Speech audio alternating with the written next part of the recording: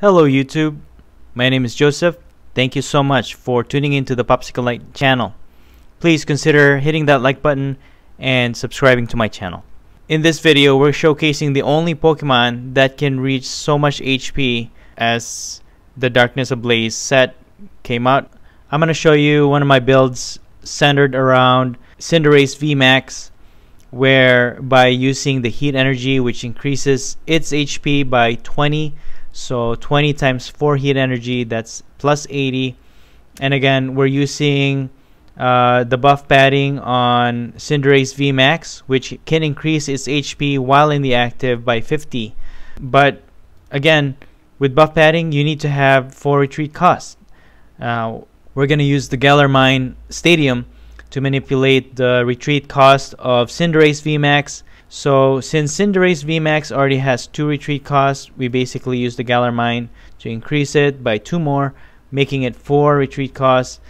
You're able to activate this tool card on Cinderace, thus adding 50 HP to Cinderace VMAX while in the active. But we have to make sure that this Galarian continues to be in play. Now, again, with the new heat energy from the Darkness Ablaze set, it basically adds plus 20 HP to the fire Pokemon it's attached to, thus increasing it by 80 if you have all 4 equipped to the fire type Pokemon. So if we add 4 of these on Cinderace VMAX, we're adding 80, so that's 400. And then once we equip the buff padding, plus 50. So Cinderace VMAX basically is #1, having the highest HP in the game with the combination of buff padding and 4 heat energy on Cinderace VMAX, 450 HP. With counter, it already has 30 base damage. So if you add that to 440, Cinderace VMAX can basically do 470 counter attack damage to the defending Pokemon. So very powerful Pokemon, very tanky. This is one of my favorites, second only to Snorlax. So what's in this Cinderace VMAX deck? The new Heatran from Darkness Ablaze set, very cool too. You can also watch one of my videos explaining why Heatran can deal a lot of damage.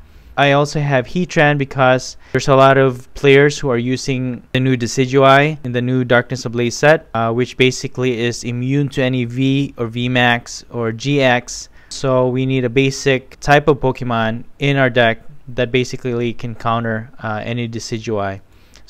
We also have the Volcarona line here, just one of each. It has the attack cauterized, so if you're in the pinch, you just need one more attack to maybe a VMAX, which already has a lot of damage. You can just use one more energy and then put this in the active and be able to finish it off using this stage 1 Volcarona.